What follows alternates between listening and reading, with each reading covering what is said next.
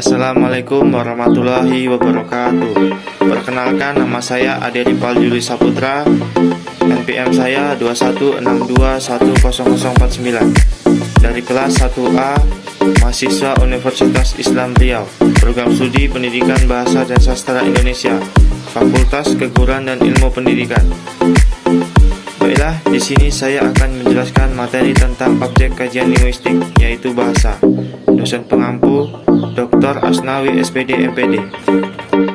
Sebagai objek kajian linguistik, bahasa menyimpan sejumlah problem atau persoalan yang harus dikaji dan dijawab oleh para ahli bahasa. Setiap problem kebahasaan pada akhirnya melahirkan disiplin ilmu tersendiri. Disiplin ilmu itulah yang kelak menjadi cabang-cabang linguistik. Di berbagai belahan dunia, bahasa memiliki istilah dan makna yang berbeda. Seperti di Jawa, ada bahasa atau tutur kata etika unggah-unggah. Di Indonesia, bahasa identitas pribadi, alat interaksi. Di Belanda, taal atau berbicara. Di Inggris, langue atau human speech, sistem tutur manusia. Di Jepang, kokugo atau ungkapan batin. Dan di Arab, lughatun, artinya bertutur atau ucapan. Pengertian bahasa. Kata bahasa dalam bahasa Indonesia memiliki lebih dari satu makna atau arti. Untuk jelasnya, coba perhatikan pemakaian kata bahasa dalam kalimat-kalimat berikut. 1. Dika belajar bahasa Inggris, Nita belajar bahasa Jepang. 2. Manusia mempunyai bahasa, sedangkan binatang tidak. 3.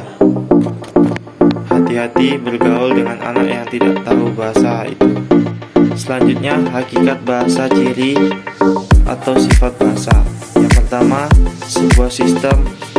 Bahasa itu adalah sebuah sistem, berarti susunan teratur berpola yang membentuk suatu keseluruhan yang bermakna atau berfungsi. Sebagai sebuah sistem, bahasa itu bersifat sistematis dan sistemis. Kemudian, bahasa itu berwujud lambang. Lambang dengan berbagai seluk-beluknya dikaji orang dalam bidang kajian ilmu semiotika, yaitu ilmu yang mempelajari tanda-tanda yang ada dalam kehidupan manusia. Yang ketiga, bahasa itu berupa bunyi. Bunyi bahasa adalah bunyi yang dihasilkan alat ucap manusia, tetapi juga tidak semua bunyi yang dihasilkan oleh Selanjutnya, bahasa itu bersifat arbiter. Kata arbiter bisa diartikan sewenang-wenang, berubah-ubah, tidak tetap, mana suka.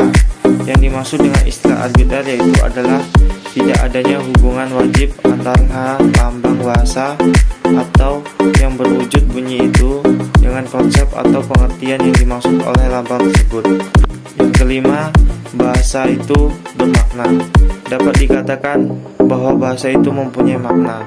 Karena bahasa itu bermakna, maka segala ucapan yang mempunyai makna dapat disebut bukan bahasa.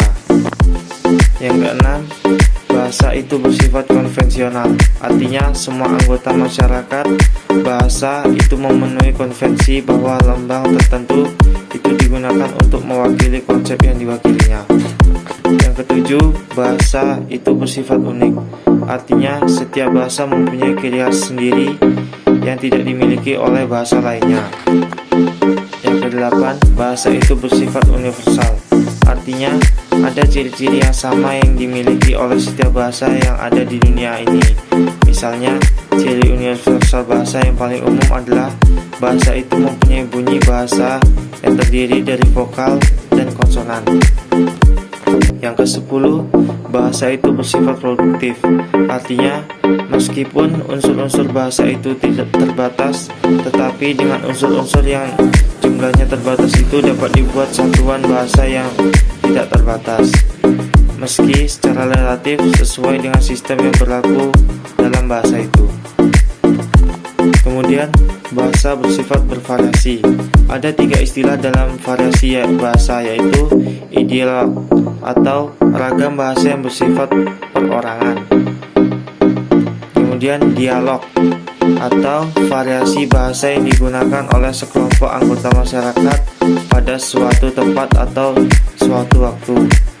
Dan Kemudian ragam atau variasi bahasa yang digunakan dalam situasi tertentu, misalnya ragam buku dan ragam tidak baku. Selanjutnya, bahasa itu bersifat dinamis, artinya seiring dengan sifat bahasa tersebut, masyarakat penggunaan bahasa selalu berupaya untuk mencari, menciptakan, memproduksi, dan membentuk kata-kata yang disesuaikan dengan kebutuhan penggunaan bahasa penulis berita. Dan yang terakhir adalah bahasa sebagai alat interaksi sosial.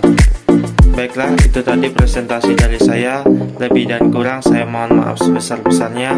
Saya akhiri. Wabillahi taufiq wal hidayah. Wassalamualaikum warahmatullahi wabarakatuh.